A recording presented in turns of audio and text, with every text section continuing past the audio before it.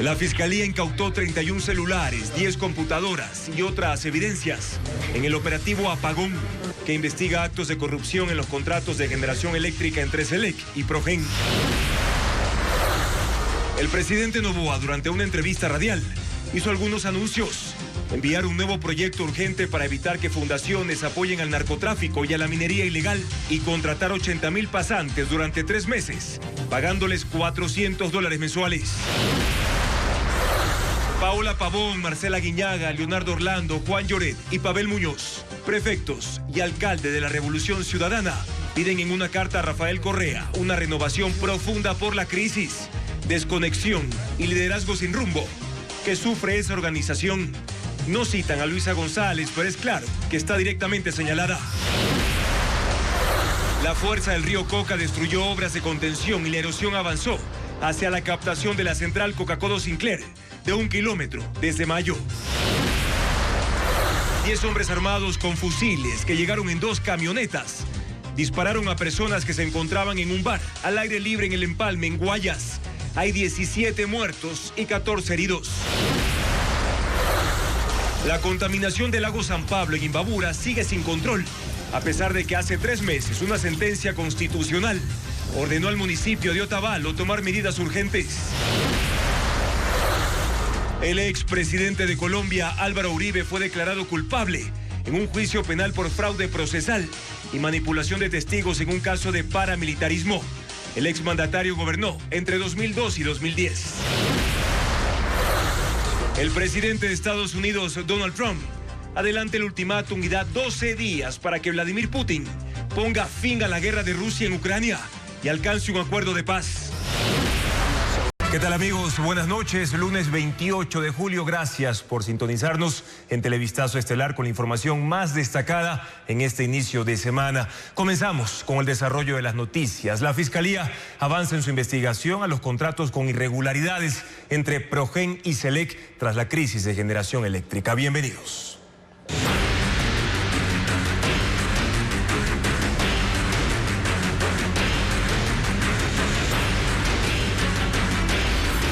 Caso Apagón, los vivos de la energía.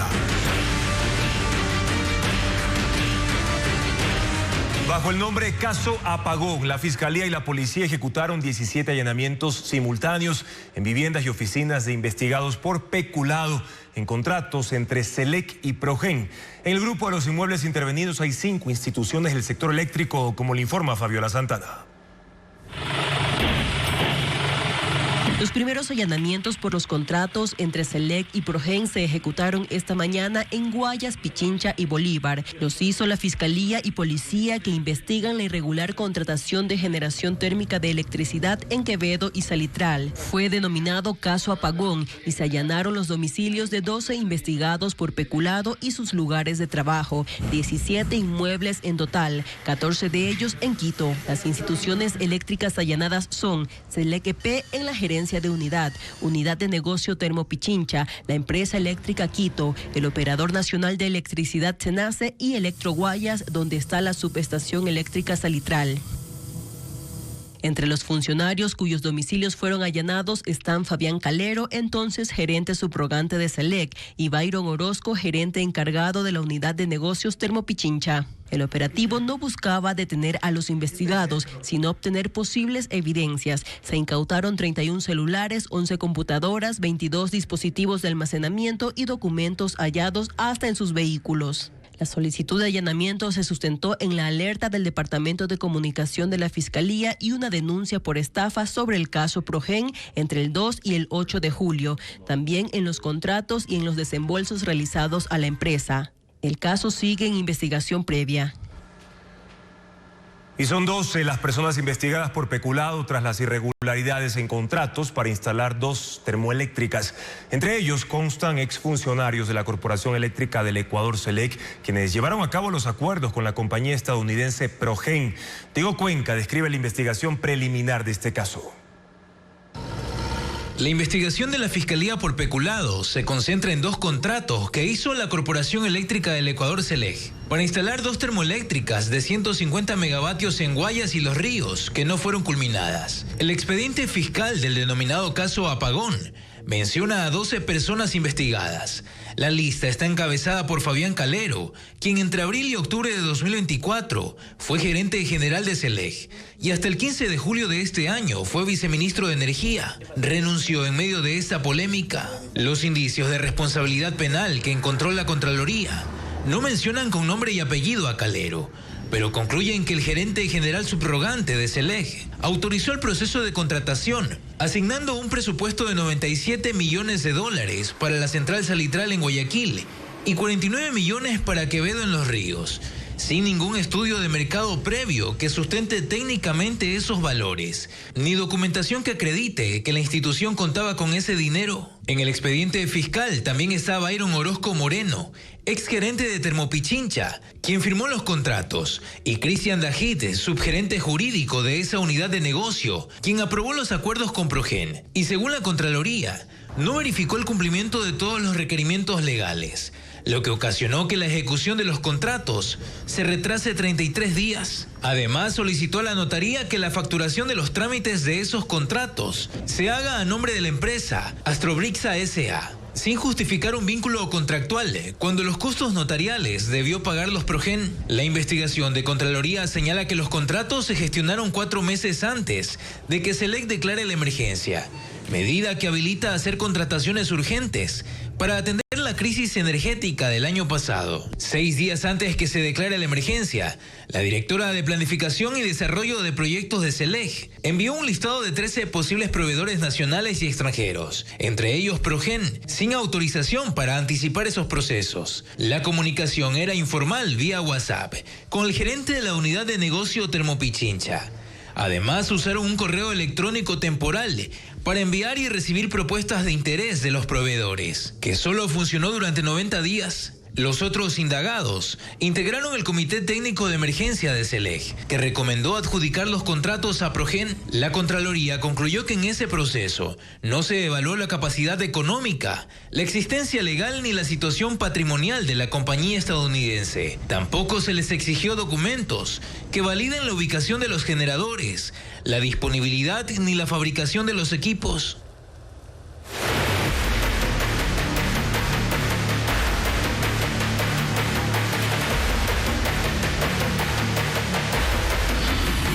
Burocracia. ¿Y cuál es el ahorro? El presidente de la República, Daniel Noboa, anunció que hoy llegará a la Asamblea Nacional un nuevo proyecto de ley económico urgente. Aunque no ahondó en detalles, sí adelantó que la propuesta busca modificar el marco regulatorio con el que operan las fundaciones en Ecuador. Veamos. El tema sobre el que versa la nueva ley de urgencia económica fue revelado por el presidente Daniel Noboa aún antes de que la ley llegara a la Asamblea. La ley de fundaciones. En el Ecuador se usan fundaciones o organizaciones pues sin fines de lucro, ONGs internacionales, para ingresar dinero y desestabilizar el país. En Ecuador hay varias entidades a las que les corresponde controlar a las fundaciones. Está el SRI en lo relativo a la tributación y también el Ministerio del Ramo en el que se desenvuelva la fundación. Si es una entidad que ayuda a la escolaridad, por ejemplo, será el Ministerio de Educación. O si es una que se encargue de la desnutrición infantil, será el MIES. De hecho, el año anterior, la entonces ministra de Inclusión denunció ante la Fiscalía a 26 ONGs, es decir, organizaciones no gubernamentales, a las que se le había entregado más de $4 millones supuestamente para financiar sus proyectos. Aquí yo digo fundaciones de papel, fundaciones fantasmas que no tenían ni oficinas. En Ecuador, las fundaciones y las entidades sin fines de lucro en general tienen beneficios que no tiene una empresa con fines de lucro. Por ejemplo, cuentan con exenciones del pago del impuesto a la renta bajo ciertos requisitos. No están obligadas a repartir utilidades porque pueden reinvertir todo en su actividad. Pueden importar bienes con exención de impuestos. Se les permite recibir aportaciones y donaciones de cualquier sector, inclusive del exterior. USAID. Fue por eso que cuando el presidente de los Estados Unidos, Donald Trump, decidió cerrar la USAID, que era una fundación enorme, encargada de gestionar ayuda para otros países, más de un centenar de ONGs en Ecuador sintieron el impacto. Entre el 2023 y el 2024, la USAID entregó alrededor de $305 millones a fundaciones ecuatorianas. Existe una plataforma digital, el SUIOS, Sistema Unificado de Organizaciones Sociales, que registra más de 75,000 de estas entidades en todo el país. Se da por sentado que el proyecto de ley tendrá entre sus objetivos depurar la lista y endurecer los controles. Noboa anunció que en este cuarto proyecto de ley urgente que enviará al Parlamento incluirá una disposición para que los fondos en procesos de extinción de dominio no permanezcan congelados en la banca privada, sino que se transfieran a una cuenta del Banco Central del Ecuador. Patricio Díaz explica cómo se administran actualmente esos recursos. El presidente Daniel Noboa propondrá cambios en la ley de extinción de dominio. Según él, cuando se inicia un proceso por lavado de activos, los recursos no pueden quedar congelados en cuentas dentro del sistema bancario. Por eso, en la ley de fundaciones que anunció, incluirá una transitoria en que dispone que ese dinero pase a una cuenta en el Banco Central. No puede ser que de repente incautas $50 millones de un narco y se quede en el mismo banco, sin control. Eso de ahí tiene que pasar al Banco Central hasta que pase pues la extinción de dominio o algún proceso judicial que tenga que suceder. De esa manera también puede haber mayor control. La extinción de dominio es un proceso judicial que se sigue contra el patrimonio que se presume tiene origen ilícito. Esto incluye dinero en cuentas bancarias. La primera etapa es una verificación. Con esos datos empieza luego la fase de investigación patrimonial, en la que el fiscal pide al juez la retención de las cuentas de las personas involucradas y hasta terceros relacionados. La ley prevé 6 meses para esta investigación, pero con ampliaciones puede superar el año.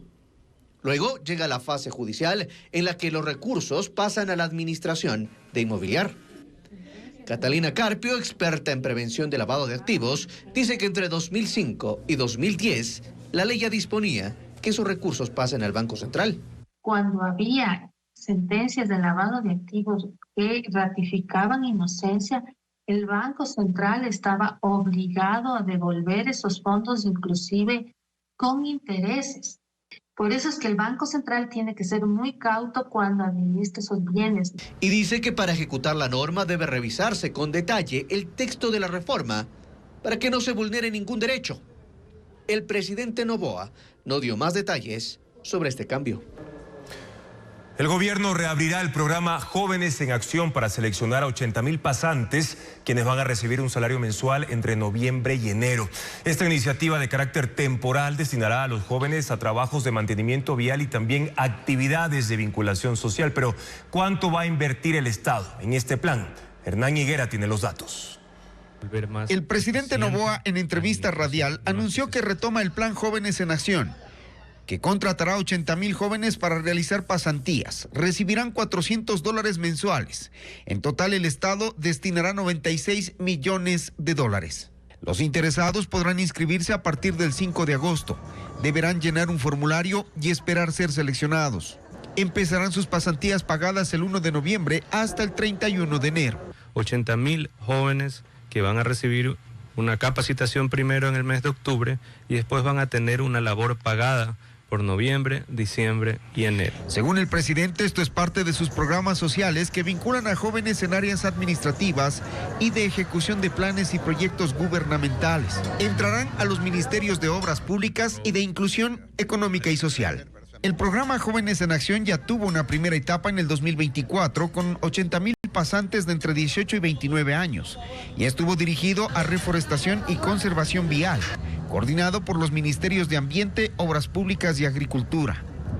Ese primer proceso duró 5 meses y costó 120 millones. 5 figuras clave del correísmo pidieron una renovación urgente del movimiento político. Los principales prefectos y alcaldes de la Revolución Ciudadana solicitaron una cita con el expresidente Rafael Correa para discutir el futuro de la organización. Francisco Garcés informa de quiénes se trata. Los 4 principales prefectos y un alcalde del correísmo piden una renovación profunda de la Revolución Ciudadana. Lo hicieron en una carta enviada la semana pasada a Rafael Correa y hecha pública hoy. Le piden una reunión para dialogar. No firman, pero son los prefectos Paola Pavón de Pichincha, Marcela Guillaga de Guayas, Juan Cristóbal Lloret de La Suay y Leonardo Orlando de Manabí, y el alcalde Pavel Muñoz de Quito. La carta tiene 8 párrafos marcados por el tono de familiaridad y cariño hacia Correa y a su proyecto político del que se declaran ser parte y haber ayudado a construir. No obstante, anotan que no pueden callar, que esa sería la posición más cómoda, pero no la más honesta. Y previenen a Correa que lo van a incomodar. Y lo hacen. Critican el liderazgo del partido presidido por Luisa González. No la mencionan, pero ellos creen que el proyecto político enfrenta una crisis que se refleja en una profunda desconexión con el país, sumado a un liderazgo que lamentablemente parece haber perdido el rumbo, la escucha y la cohesión interna. Este párrafo parece describir la situación de la Revolución Ciudadana, que en las últimas 3 semanas ha entrado en una crisis interna por la violación de una niña de 12 años que ahora tiene en la cárcel al asambleísta correísta Santiago Díaz. La separación de la legisladora Yajaira Urresta tras haber acusado a Luisa González de insultarla y a Rafael Correa de no respaldarla. Antes se habían producido 5 deserciones en el bloque y se habían anunciado más. Los autores de la carta tranquilizan a Correa. Su intención, le dicen, no es alejarse del partido ni generar fragmentación, sino recuperar el sentido común, el rumbo político y la dignidad de un movimiento para que vuelva a ser, según ellos, el motor de esperanza para Ecuador. Le exigen un nuevo liderazgo. Desde el 6º párrafo retoman lo que para ellos eran las virtudes de la Revolución Ciudadana y llaman a Correa a que en conjunto las retomen. Por eso le piden dialogar con una actitud propositiva y constructiva, porque según ellos, callar es traicionar. Para mantener el clima de confianza, los 5 dirigentes correístas evitan mencionar casos específicos de corrupción o de escándalo social. Por ahora, su preocupación parece centrada en el manejo de Luisa González a la cabeza de la Revolución Ciudadana. Rafael Correa no se ha pronunciado en sus redes sociales sobre la carta. Israel pone en vigencia pausas humanitarias a los combates en Gaza para aumentar la entrada de ayuda. Las Naciones Unidas movilizan equipos con urgencia para llegar a la gente más necesitada en medio de la crisis por hambre. Jordania y los Emiratos Árabes lanzan paquetes con alimentos desde el aire. Prevenimos que ciertas imágenes pueden herir susceptibilidades. Miles de gazatíes luchan a diario por cuanto alimento entra en territorio palestino. El control de Israel sobre las actividades humanitarias hace que aumente la desesperación en medio del paso limitado de camiones con ayuda. Ahora Israel ha anunciado las que llama pausas tácticas en la actividad militar, todos los días, entre las 10 de la mañana y las 8 de la noche, en sitios específicos como las localidades de Al-Mawasi, Dir al-Balá y la ciudad de Gaza, así como la creación de rutas permanentes para el ingreso de convoyes de Naciones Unidas entre las 6 de la mañana y las 11 de la noche. Con esto, las agencias de la ONU se apresuran a recolectar la ayuda que se acumula en la frontera y los camiones cruzan, por ejemplo, desde Egipto por el paso de Rafah. La ONU asegura que hay 6.000 camiones en espera. A esto se suman los envíos de paquetes con alimentos y medicinas en vuelos desde Jordania y Emiratos Árabes Unidos. Los aviones militares de carga han lanzado 25 toneladas de productos. Ocurre en medio de la alarma por la situación de hambre en Gaza y que Israel se niega a reconocer, acusando a la ONU de difundir mentiras sobre la crisis humanitaria, mientras que el Ministerio de Salud de Gaza reporta 6 nuevas muertes por desnutrición en las últimas 24 horas, elevando el número de fallecidos por hambre a 133, de los cuales unos 80 son niños. El expresidente de Colombia, Álvaro Uribe Vélez, es declarado culpable en un juicio penal por fraude procesal y manipulación de testigos. Uribe, quien gobernó entre los años 2002 y 2010, fue acusado de sobornar a paramilitares presos para que cambien sus declaraciones y lo libren de supuestos vínculos con actividades ilegales y crímenes durante la lucha contra la guerrilla. La audiencia de esta tarde cierra un largo proceso en contra del expresidente Álvaro Uribe Vélez, el primer exmandatario colombiano en ser sometido a un juicio penal. El material probatorio conseguido a través de lo que... La jueza Sandra Heredia argumentó su decisión en una sesión de más de 10 horas. Lo declaró culpable de fraude procesal y manipulación de testigos en el llamado juicio del siglo. Según la jueza, las actuaciones de Uribe constituyen manipulaciones y presiones sobre testigos en procesos por denuncias de vínculos entre el exmandatario y grupos paramilitares. El caso se remonta al año 2012, cuando fue acusado de tener relación con escuadrones armados, acusados de perpetrar masacres en medio del conflicto con la guerrilla. Álvaro Uribe denunció al entonces senador opositor Iván Cepeda de recorrer las cárceles y ofrecer beneficios a paramilitares presos para que declaren en su contra. Pero el caso rebotó contra Uribe cuando la justicia determinó que era él quien debía ser investigado por sobornar a esos mismos paramilitares a través de su abogado, Diego Cadena, para que guarden silencio sobre su presunta vinculación. En 2020 fue puesto en arresto domiciliario, recobró su libertad poco después, pero en 2023 la justicia determinó que había motivos para llevarlo a juicio y Álvaro Uribe pasó al banquillo de los acusados. El año pasado comenzó la etapa de pruebas y alegatos y ahora ha sido declarado culpable. En todo este tiempo, Álvaro Uribe ha defendido su inocencia y alegado que se trata de una persecución política. Sus abogados adelantaron que apelarán el fallo para que el caso pase a una segunda instancia, esta vez en el Tribunal Superior de Bogotá, y eventualmente suba para resolverse en la Corte Suprema de Justicia. Marlon Vargas y su nuevo Consejo de Gobierno asumieron hoy el liderazgo de la CONAIE. La transición administrativa se llevó a cabo en medio de discursos que evidenciaron la tensión entre las directivas entrantes y salientes. Francisco Garcés presenta las posturas. Marlon Vargas y Leonidas Issa se sentaron frente a frente durante la transición administrativa de la CONAIE, que se realiza antes de la entrega de mando.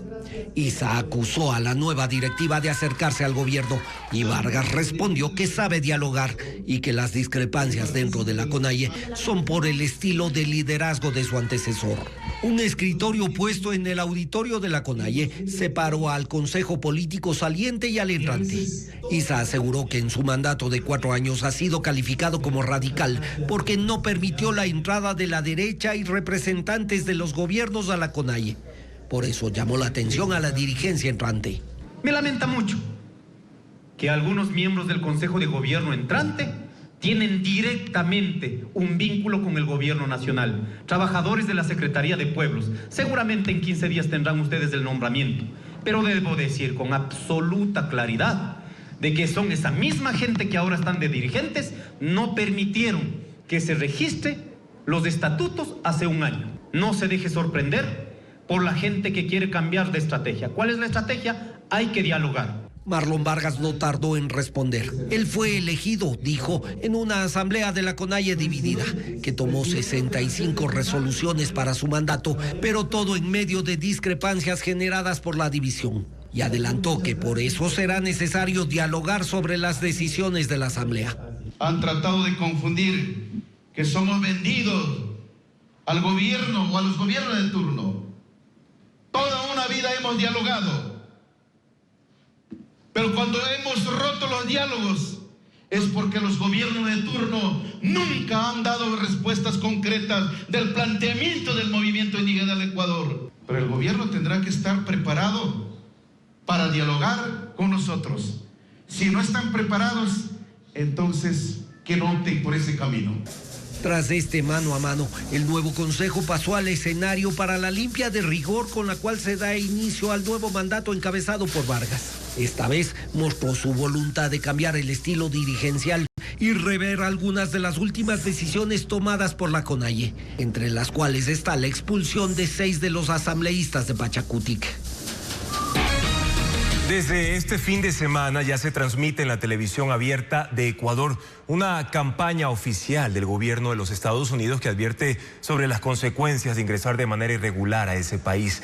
El mensaje que el gobierno estadounidense difunde en su territorio desde inicios de año fue elaborado por el Departamento de Seguridad Nacional y busca disuadir a los migrantes que planean viajar pero sin documentos.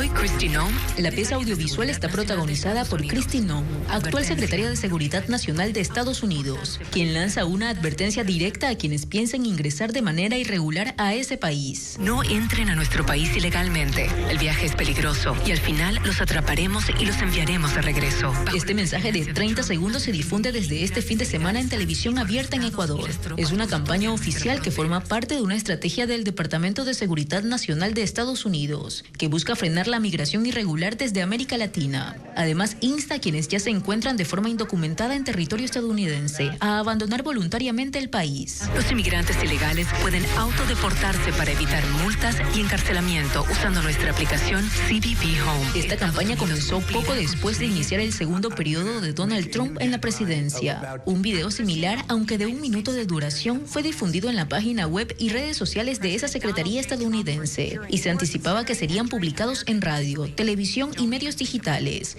en varios países y regiones para llegar a los inmigrantes indocumentados. Otros países que ya han difundido el mensaje son México, Chile, Argentina, Honduras y El Salvador.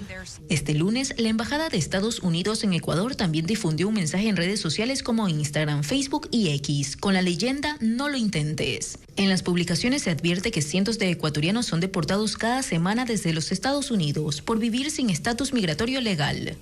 Según cifras de la Cancillería, de enero a junio de este año, cerca de 4.000 ecuatorianos fueron deportados desde ese país.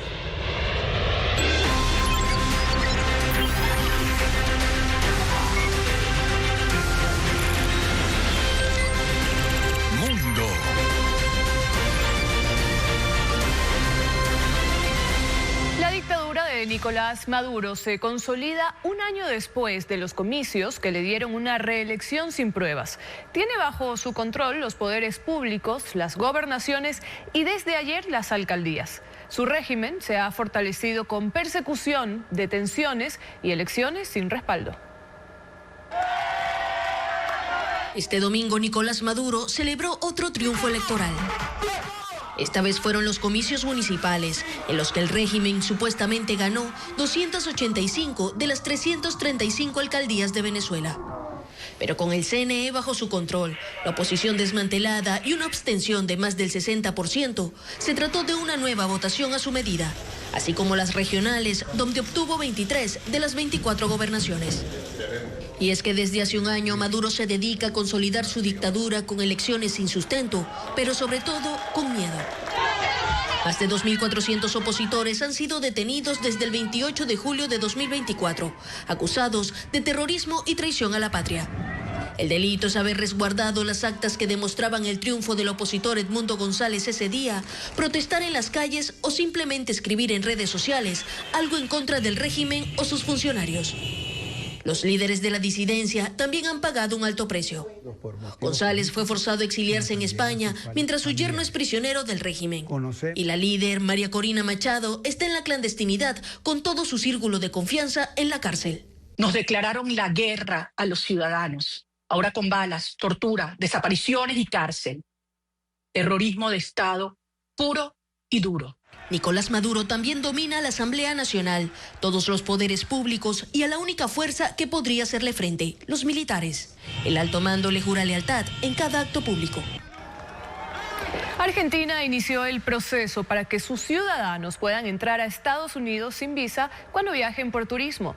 El presidente Javier Milei firmó un documento para incorporarse al programa de exención de visados durante una reunión con la Secretaría de Seguridad Nacional de la administración Trump, Kristi Noem, en la Casa Rosada. Se trata del primer paso de un largo proceso en el que Argentina deberá cumplir requisitos, entre ellos aplicar altos estándares en sus procedimientos migratorios. El presidente de Estados Unidos, Donald Trump, adelanta el ultimátum a Vladimir Putin para que ponga fin a la guerra en Ucrania y alcance un acuerdo de paz. Trump había dado 50 días a Rusia, sin embargo, en una reciente intervención mencionó que no hay que esperar tanto y advirtió que el nuevo plazo vence en máximo 12 días a partir de hoy. Reporta Pedro Jiménez.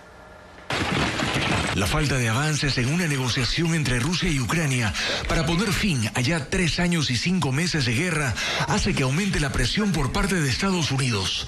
A mediados de julio, el presidente Donald Trump le dio a Vladimir Putin 50 días para poner fin al conflicto. Hoy anunció que el plazo es mucho menor. Voy a dar un nuevo plazo de 10 o 12 días desde hoy. No hay razón para esperar. Cuando di 50 días quise ser generoso, pero no hemos visto progresos. La nueva postura estadounidense deja también sin piso a un posible encuentro de Trump con Vladimir Putin. Ya no estoy interesado en hablar, dijo Trump, que han conversado 4 o 5 veces y después de cada diálogo Rusia ha lanzado más ataques incluso contra Kiev, la capital de Ucrania. Ahora depende de Rusia. Las delegaciones oficiales se han reunido 3 veces para acordar intercambios de prisioneros, pero no hay un camino claro para un alto al fuego. Estados Unidos advierte que habrá más sanciones contra Rusia. A mediados de mes se habló de hasta un 100% de arancel a sus exportaciones y hay un proyecto bipartidista en el Congreso de Estados Unidos para sancionar a los países que compren gas y petróleo a Rusia. Además, la Unión Europea estableció la semana pasada el 18º paquete de castigos al régimen de Putin, mientras que en lo militar, la OTAN y Estados Unidos tienen ya un acuerdo para el envío de cantidades masivas de equipo militar a Ucrania. Camboya y Tailandia acordaron un alto al fuego que entró en vigor esta madrugada. Los gobiernos pactaron un cese de hostilidades y sin condiciones luego de 5 días de enfrentamientos en la frontera que causaron 35 muertos y más de 260.000 desplazados. El pacto se dio luego de la reunión de los primeros ministros de Tailandia y Camboya con el primer ministro de Malasia, Anwar Ibrahim, como mediador. Anwar hizo el anuncio del acuerdo en calidad de presidente de la Asociación de Naciones del Sudeste Asiático, del cual los países en conflicto son signatarios. Las lluvias torrenciales en Beijing y en la provincia de Hebei, en China, dejan 4 muertos y 8 desaparecidos. Las precipitaciones obligaron a abrir las compuertas de un embalse, lo que causó el desbordamiento de ríos que inundaron ciudades y pueblos, afectando viviendas y vehículos. Las lluvias en Beijing y en regiones cercanas se intensificaron hoy, provocando inundaciones, la interrupción del suministro eléctrico para 20.000 usuarios y las comunicaciones. La situación más crítica ocurre en el embalse Miyun. Las compuertas se abrieron para liberar agua, lo que provocó una crecida inmediata del río Qingshui, que inundó pueblos y ciudades. En algunas áreas había autos y camiones flotando en carreteras, así como viviendas que quedaron parcialmente sumergidas. Los bomberos realizaron operaciones de rescate, evacuaron a 48 adultos mayores de un centro de atención en la localidad de Taishitun, cerca del embalse, y unas 4.400 personas fueron reubicadas. En la provincia de Hebei se reportan 4 muertes por un deslizamiento de tierra. Además, las autoridades reportan 8 desaparecidos. El Observatorio Meteorológico de China prevé que las lluvias continuarán durante los próximos 3 días. El Ministerio de Recursos Hídricos ha emitido avisos de inundaciones para 11 provincias debido a la crecida de ríos y torrentes que bajan desde las montañas. La ciudad de Tampa, en Estados Unidos, alcanzó el récord de 37.8 grados Celsius por primera vez desde que se iniciaron los registros hace 135 años. El récord era de 37.2 grados Celsius, establecido por última vez el 26 de junio del año 2020. La ciudad no suele alcanzar temperaturas tan altas debido a la brisa marina y a los fuertes vientos. Sin embargo, se espera que el calor continúe durante esta semana y las temperaturas superen 43 grados. Tampa permanecerá en un nivel 4 de riesgo de calor extremo hasta el sábado. En el Cantón Otavalo crearon el primer anime ecuatoriano en quichua. Es una obra que mezcla arte y tradición andina. Fue desarrollado por un colectivo de jóvenes indígenas que quieren contar sus historias desde su propia lengua y cultura. Más detalles de esta novedosa iniciativa con Joel Vanegas. Ay es un joven guerrero ecuatoriano que se encuentra en Chupacha, una dimensión de espíritus andinos. Él no lucha con armas, sino con música. Sus instrumentos, bombos, guitarra y flautas son las herramientas con las que resiste y defiende su cultura.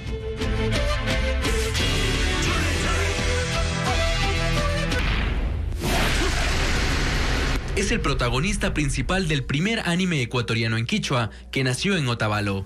Los creadores son un grupo de jóvenes millennials. El anime se llama Allá Somos, un homenaje a la cultura indígena de los pueblos andinos. El colectivo detrás del proyecto está formado por un equipo de 12 personas. Trabajan en la comunidad Hatun Rumi. Todos hablan quichua. Los integrantes quieren contar historias desde su visión del mundo. En los 2 capítulos de 40 minutos cada uno aparecen dioses andinos, paisajes de la sierra ecuatoriana y personajes vestidos con anacos, ponchos, sombreros y alpargatas, todo contado en su idioma ancestral. Nosotros queremos hacerlo en quichua porque solo así podemos llegar a la esencia de lo que yo vi y quiero plasmar. Su inspiración nace de su propia cultura. Ellos crearon la música basada en bailes, fiestas y tradiciones andinas. Nina Yamberla, de 11 años, es parte del elenco y dio voz a uno de los personajes. Que también quisiera seguir la carrera para ser actriz. Yuyak Chisa, de 25 años, estudió animación 2D y 3D en Quito y es una pieza clave del equipo. Siempre le gustó contar historias por medio de dibujos. En serio, esto hicieron con pocas personas, esto se hizo en Ecuador, porque esto se va a ver en todo el mundo, entonces quiero que la gente diga wow. Allá Somos forma parte de un proyecto más grande, una película completa en quichua que esperan estrenar en un año. Nuestro objetivo y lo que nosotros soñamos es llegar a ganar un Globo de Oro o un Oscar. El anime está disponible en las cuentas de Facebook y TikTok de Yay Animation. La erosión regresiva del río Coca avanza hacia la captación de la hidroeléctrica Coca-Codo Sinclair.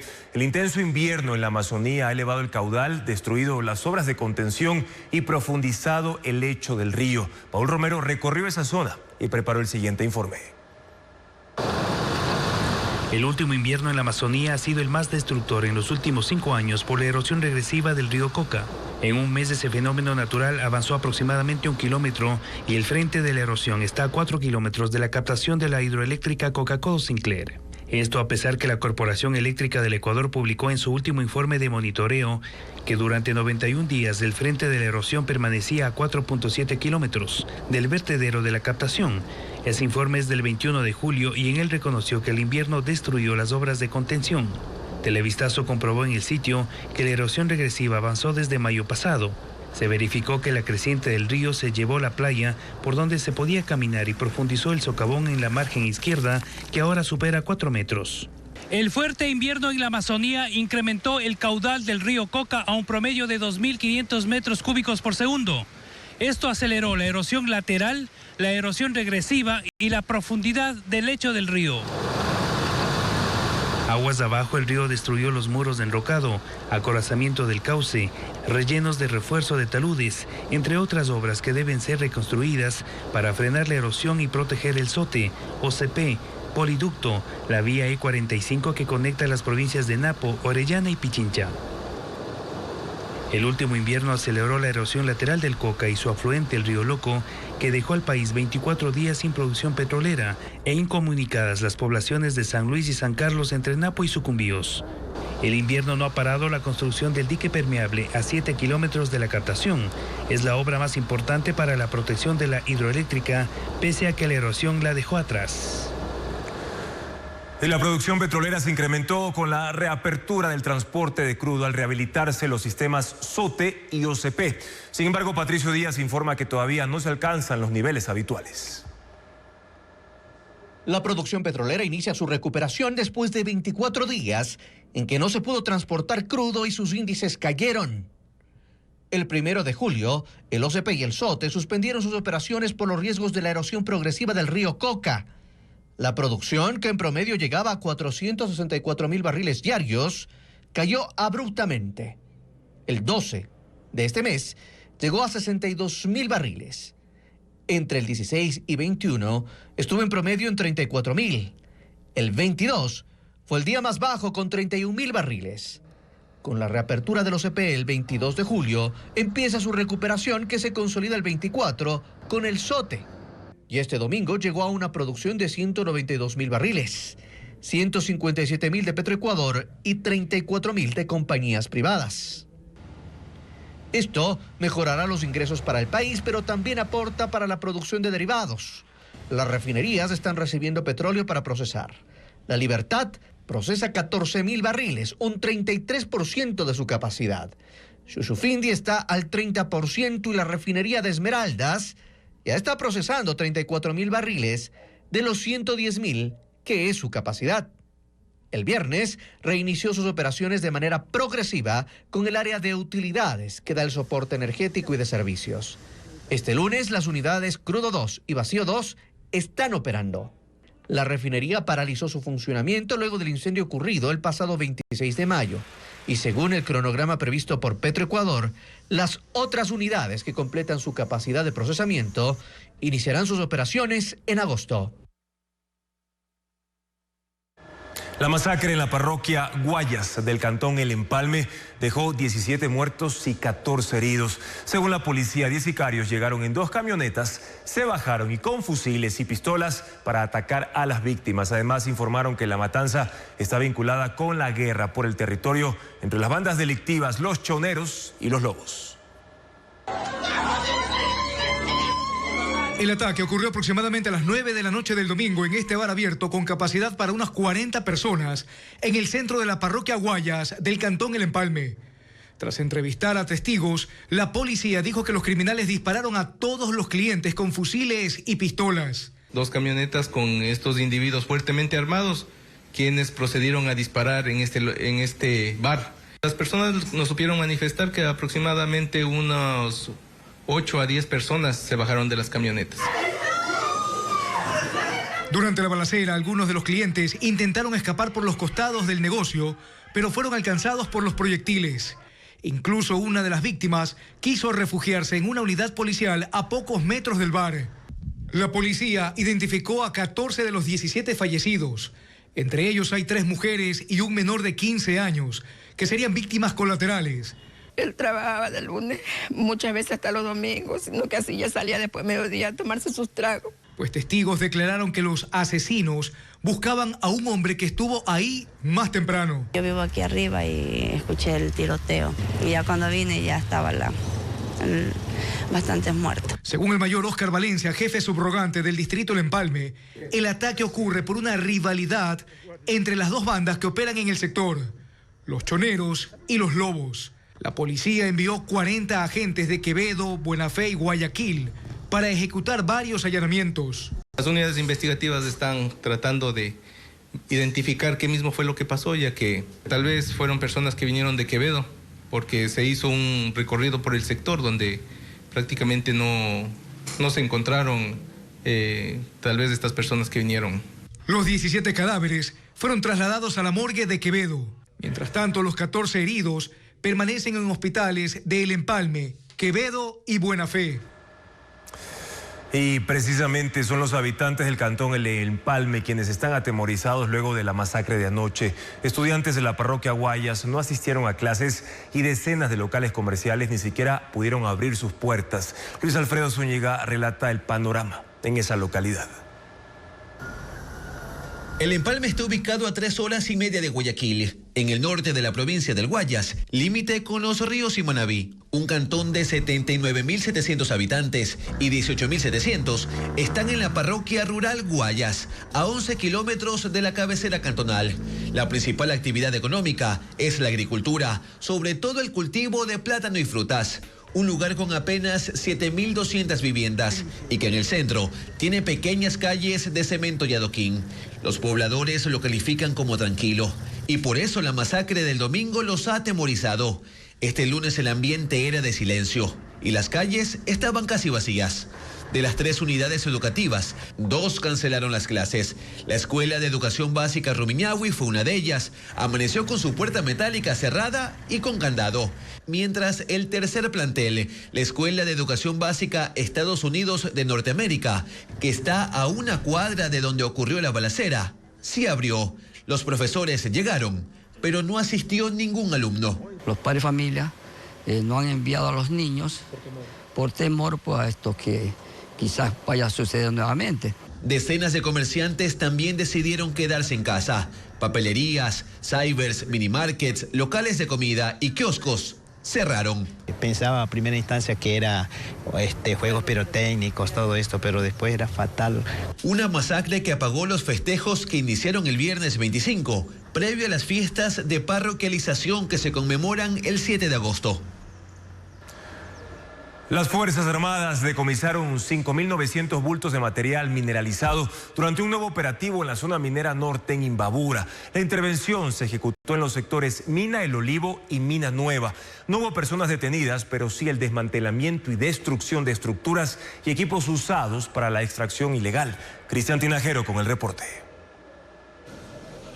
500 militares ejecutaron una nueva operación por aire y tierra en la parroquia Buenos Aires de Urcuquí para desmantelar 70 campamentos ilegales que fueron construidos en la última semana cerca de los yacimientos de oro.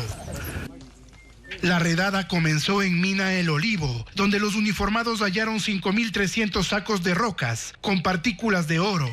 A 2 kilómetros se ejecutó una segunda intervención en el sector Mina Nueva. Allí se encontraron otros 600 sacos de material mineralizado, maquinarias para la extracción y municiones.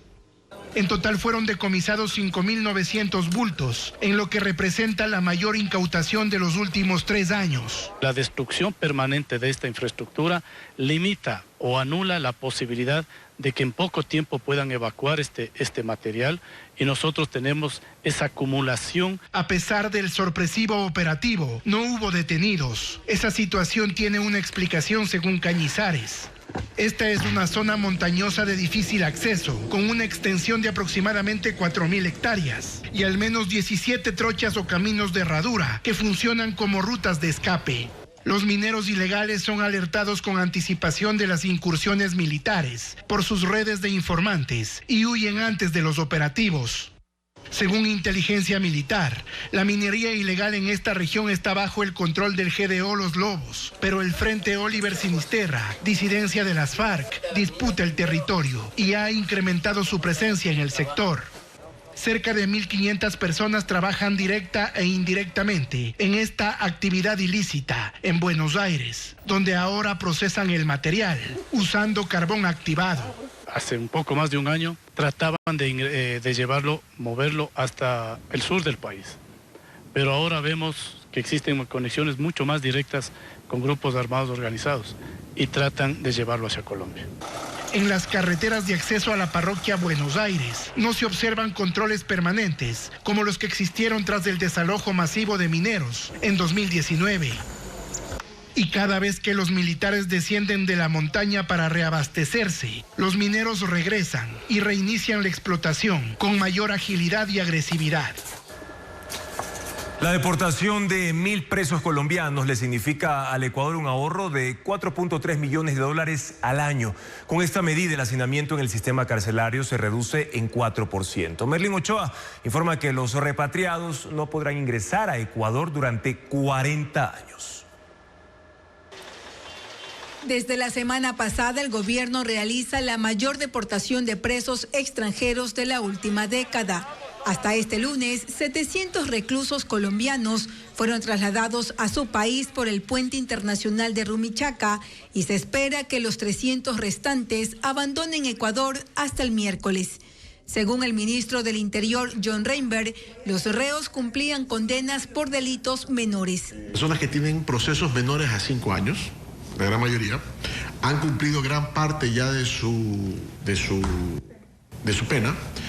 Hay personas que tienen por robo, receptación, microtráfico, delitos contra la propiedad. El ministro indicó que esta medida representa un ahorro anual de $4.3 millones para el Estado, ya que mantener a estos 1.000 reclusos implicaba un gasto diario de $12.000. También con la deportación, el hacinamiento en el sistema carcelario se redujo en un 4%. En este mes, todos los extranjeros pasaron por un proceso previo antes de ser incluidos en la lista. De las audiencias individuales que tenía que tener cada PPL, fue ante un juez. Luego de esto, pues los jueces abocaron el conocimiento, hicieron las resoluciones administrativas de deportación y luego las respectivas boletas de excarcelación. Significa que ellos ya no tienen un proceso con nosotros aquí en el Ecuador, ellos ya pasaron a Colombia. Los sentenciados estaban distribuidos en 30 de las 35 prisiones de 18 provincias. La cárcel de Cotopaxi concentraba el mayor número con 171 reos. Le sigue Carchi con 160, Guayas con 159, Pichincha con 95 y Esmeraldas con 87 presos. Estas personas, al final del día, 1000 personas, no podrán regresar al Ecuador en los próximos 40 años. Si ellos ingresan al Ecuador en los próximos 40 años, van a afrontar penas. Quedaron excluidos de esta medida los reos condenados por delincuencia organizada, extorsión, asesinato y delitos sexuales. El gobierno prevé nuevas deportaciones, aunque todavía no se han definido las fechas. La falta de tratamiento complica los cuadros de tuberculosis en la penitenciaría del Litoral, donde la bacteria se convirtió en resistente a los antibióticos, haciéndola más letal. Así lo confirman médicos y un informe de la Defensoría del Pueblo que advierte sobre esta situación sanitaria. Más detalles con Bessie Granja. Steven Jean-Pierre, de 18 años, ingresó bajo prisión preventiva a la penitenciaría del Litoral en Guayaquil, pero falleció el pasado 20 de julio, 6 meses después. Las fotografías tomadas al entrar y de su estado antes de morir evidencian un alarmante deterioro físico. No era el mismo y cuando yo lo vi yo tenía las esperanzas de que todo se hubiera confundido y yo decía, él no es. Por eso yo le gritaba allá afuera a la Penny, yo no se los entregué hacia mi hijo. Según el certificado de defunción, la causa de su muerte fue bronconeumonía, sepsis pulmonar y shock séptico, complicaciones relacionadas con la tuberculosis. Su madre denuncia que también sufría de desnutrición crónica y que no recibió el tratamiento médico necesario. Un informe del Mecanismo de Prevención contra la Tortura de la Defensoría del Pueblo revela que la falta de tratamiento en los reos con tuberculosis ha provocado un aumento de casos fármaco-resistentes. La bacteria se vuelve inmune a los antibióticos y en grandes cantidades resulta letal en cuestión de semanas. La persona comienza a perder peso, comienza a deteriorarse. Mientras más resistencia a medicamentos tiene, la mortalidad, la agresividad y la evolución va a ser peor. Steven Jean-Pierre permanecía en el pabellón 8 de la penitenciaría, junto a más de 10 reclusos en una sola celda. Si tú tienes un paciente con una tuberculosis resistente, el principal tratamiento es aislarlo. Aislarlo significa colocarlo en una habitación a él solo, ¿no? Los centros de privación de la libertad, lastimosamente, no tienen condiciones que reciban aireación, ventilación. Hasta marzo de 2025 en las cárceles había 1.131 presos con tuberculosis, 553 concentrados en la penitenciaría del Litoral, 37 de ellos con tuberculosis multiresistente a los antibióticos. Un informe del Ministerio de Salud al que Televistazo tuvo acceso establece que los pacientes con tuberculosis en la penitenciaría del Litoral deben estar en 2 pabellones exclusivos para garantizar su tratamiento y evitar la propagación de la enfermedad. 3 meses después de que una investigación revelara el grave estado ambiental del lago San Pablo en Otavalo, la situación sigue sin cambios significativos. Aunque una sentencia constitucional responsabilizó al municipio e incluso ordenó medidas urgentes para frenar su contaminación, los vertidos continúan y 11 plantas de tratamiento siguen inoperativas. Veamos. Su espejo de agua engaña. Deslumbra a la distancia, pero está enfermo hasta las orillas. Así permanece el lago San Pablo, en Otavalo, 3 meses después de que una investigación de la Universidad Central del Ecuador revelara su deterioro y advirtiera sobre su alto nivel de contaminación. Cada hora, aproximadamente 68,000 litros de aguas servidas se descargan en el lago. Y aunque un juez constitucional declaró la responsabilidad directa del municipio, las acciones concretas para su recuperación son mínimas. Tras el informe de Televistazo emitido en abril, el Cabildo reemplazó las bombas dañadas de succión de aguas residuales en la estación de transferencia de la comunidad Pucará de Velázquez. Pero alrededor aún permanece un estanque con agua contaminada, cargada de heces y rastros de la remoción de desperdicios. Sacaron todo el agua que estaba almacenada ahí, agua sucia, y tuvieron que botar a la laguna. Es por eso que se mantiene todo ese olor y todo el agua que está contaminado. Esta semana, 3 de las 14 plantas de tratamiento que rodean el lago fueron repotenciadas y puestas en funcionamiento, luego de estar al menos un año apagadas. Pero las otras 11 podrían tardar hasta 3 años en volver a operar. Se requiere $2 millones para hacer una repotenciación que garantice el funcionamiento entre 4, 5 y hasta 6 años hacia el futuro. Para esto, según el Cabildo, se ejecutó una reforma presupuestaria que permitirá invertir cerca de $600.000 este año. El resto de recursos será contemplado en el presupuesto de 2026 y además gestionarán un crédito ante el Banco de Desarrollo del Ecuador. Mientras tanto, los residuos de estas infraestructuras, como las de Araque y Gualacata, son desviadas al sistema de alcantarillado, que descarga en los ríos Quinde e Itambi, y estos desembocan de nuevo en el lago. El municipio impulsó 2 mingas comunitarias, en las que se recogieron casi 2 toneladas de desechos sólidos. Y mañana en una segunda entrega, Televistazo revelará que las aguas residuales que recibe el lago San Pablo también desatan una contaminación en cadena, alcanzando otras fuentes hídricas y hasta comunidades de la provincia de Imbabura. La prefectura de Guayas inició un proceso sancionatorio en contra del municipio de Guayaquil dentro de la disputa por la construcción de un paso a desnivel en la ciudadela Los Ceibos. Mientras tanto, la obra continúa paralizada. María Cecilia Largacha con la actualización de esta polémica. Entre los edificios de la prefectura del Guayas y del municipio de Guayaquil hay apenas unos cuantos metros. El equipo legal de la prefectura los recorrió a paso firme para notificar oficialmente que la pelea sube de nivel. El acto de inicio del procedimiento administrativo sancionador se refiere al paso elevado que el municipio comenzó a construir en Los Ceibos, al norte de Guayaquil, el 1 de julio, y cuyas obras fueron suspendidas pocos días después por la prefectura del Guayas a petición del Ministerio de Ambiente. Como si nosotros hemos hecho otros puentes y hemos tenido solamente certificados ambientales, hoy que hicimos algo superior, que es el registro, nos estén diciendo que necesitamos licencias ambientales. Esto claramente es en contra de Guayaquil y es una decisión política, no jurídica, que la rechazamos como tal. Este proyecto sancionador que acaba de iniciarse tiene plazos. En principio, 20 días en los que el municipio tendrá que comparecer, entregar documentación y pruebas. Se van a respetar y garantizar todos los derechos, en este caso del municipio de Guayaquil, y una vez que ellos comparezcan y hagan sus respectivos descargos, pues yo como autoridad me pronunciaré. Hasta entonces la obra sigue paralizada. Donde ya está partida la calle, donde ya hay un contrato adjudicado, tú no puedes decir, oye, voy a revisar obra bien, pudiendo avanzar con la obra. Es decir, lo más probable es que tengamos esa obra paralizada ahí un año, sin poder hacer nada por litigios legales, y ya habríamos avanzado con la mitad de la obra. El presupuesto que el municipio tiene destinado para la obra supera los $15 millones y está financiado con créditos internacionales. Se suponía que el puente iba a estar listo a comienzos del 2027.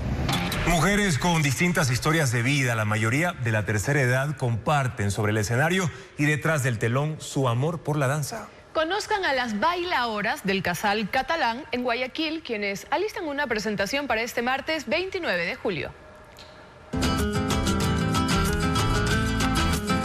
Docentes que hasta ahora solo han tenido como público a sus alumnos. O señoras que siempre sintieron el llamado de los escenarios.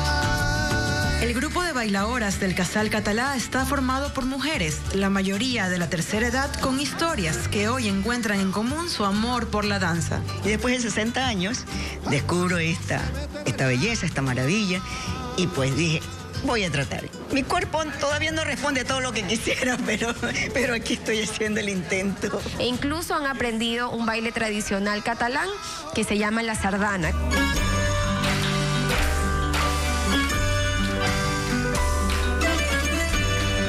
Para cerrar el mes de Guayaquil, las 13 integrantes preparan un show de gran formato en la sala multiartes del Teatro Centro de Arte para este martes 29 de julio. Además que han ganado no solamente esas capacidades de memorizar la coreografía, sino también de armonizar su movimiento de manos, su movimiento de brazos, que es tan característico de las danzas. Los Romeros. Ellas llevan un año afinando sus pasos de baile en los talleres de danza flamenca del Casal Catalá. El show del martes será la presentación final del ciclo. Ni la edad ni sus circunstancias personales fueron una limitante para animarse a practicar esta disciplina. Que esta es una nueva forma de empezar otra vida y una vida más alegre, más dedicada a ti, más participativa. Cuando uno quiere algo, entonces ese deseo es más que cualquier obstáculo que hay en la vida. El vestuario también se pone a punto para la gala. Está a cargo de Leonardo Leopoldo Briones. Como sabemos, el flamenco es un folclore español, es un arte maravilloso que podemos usar muchos colores, muchas combinaciones, los lunares. Para las interesadas, los talleres de danza de Casal Catalá se abren varias veces al año y duran 2 meses. La instructora es la bailaora Camila Valdivieso. Y ahora la información del espectáculo para este inicio de semana. Les contamos que la banda mexicana Los Bukis develó su estrella en el Paseo de la Fama en la ciudad de Los Ángeles. Además, J Balvin y Gilberto Santa Rosa emocionaron al público del programa estadounidense The Tonight Show con la presentación de su tema Misterio, una fusión de salsa y reggaetón. Más novedades con Ana María Palacios. La banda mexicana Los Bukis develó su estrella en el Paseo de la Fama de Los Ángeles, un reconocimiento a su exitosa trayectoria musical y a su influencia en la música latina a lo largo de más de 4 décadas. Este homenaje celebra su legado como pioneros del género regional. Durante la ceremonia, los integrantes dedicaron el galardón a la comunidad inmigrante. Patti Cantú y Denise Guerrero debutaron juntas con el tema Al mismo de siempre, el primer dueto entre la ex integrante del dúo Lu y la ex vocalista de Belanova, en el que abordan el tema sobre relaciones tóxicas, patrones emocionales repetitivos y la decisión de romper ciclos dañinos. J Balvin y Gilberto Santa Rosa hicieron vibrar al público del programa estadounidense The Tonight Show con la presentación de su tema Misterio, una fusión de salsa y reggaetón. El colombiano fue invitado al show por el lanzamiento de su nuevo disco Mixtape. Maldivas, una isla en el Océano Índico, rompió el récord con el espectáculo pirotécnico sincronizado más grande del mundo. Los fuegos artificiales fueron lanzados desde 9 puntos. Impresionante, el despliegue de luces ocurrió durante la inauguración de una nueva terminal en el Aeropuerto Internacional. Además fue reconocida por el libro Guinness y coincidió con las celebraciones por los 138 años de independencia.